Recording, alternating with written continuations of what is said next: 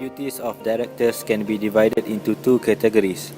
Firstly, duty of loyalty and good faith as stated in Section 213, subsection 1 of the Companies Act 2016.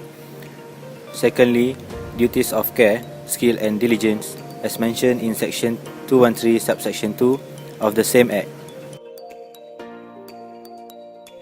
The duties included under the loyalty and good faith categories are duty to act in good faith, duty to act for proper purpose, duty to retain discretion, and duty to avoid conflict of interest.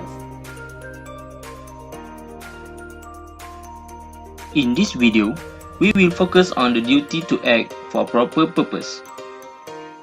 This duty is to ensure that the director should act honestly in the interest of the company, for a proper purpose and not for other purposes. There are two factors that can be considered to decide whether the director's action were for proper purpose or not. The first factor is the objective for which power was granted, and the second factor is the motive or main purpose for which the power was exercised. In order to illustrate this and further explain the duties, let's take a look at the case of Howard Smith against Ampol Petroleum Limited, 1974.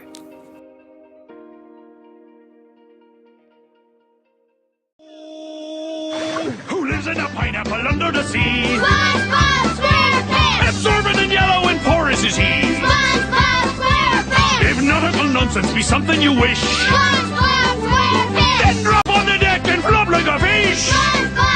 Ready? SpongeBob SquarePants! SpongeBob SquarePants! SpongeBob SquarePants! SpongeBob SquarePants!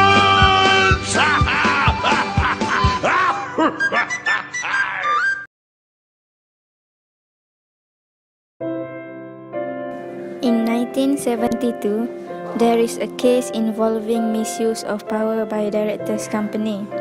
The case is between Howard Smith and Ampol Petroleum Limited, who were both shareholders of construction company known as R.W. Millers.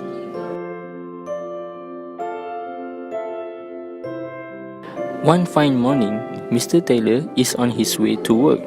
He is a very busy man as a managing director of Millers. R.W. Millers is a company that is involved in the oil tanker construction business. Millers have several shareholders. The main shareholders are Ampol, holds about 29.8%.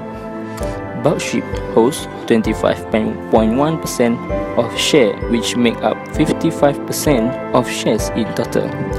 The remaining 45% is held by other shareholders including Smith. This means that both of them hold majority in the shares in the company. Smith, however, has less power in the company.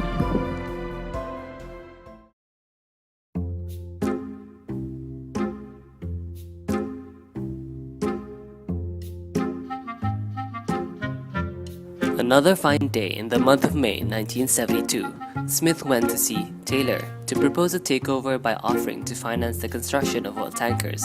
This will give Miller bigger capital for his construction business. Unfortunately, because of Ampol's position as the majority shareholder in the company, Taylor could not decide and asked him to go home.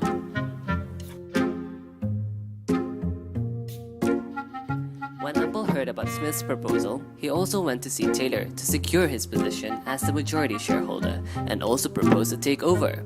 However, Taylor felt that Ampol's offer was too low as compared to Smith. At the same time, he did not want Ampol Petroleum to be the majority in the company and had supreme power. So he rejected the offer and Ampol went home empty-handed.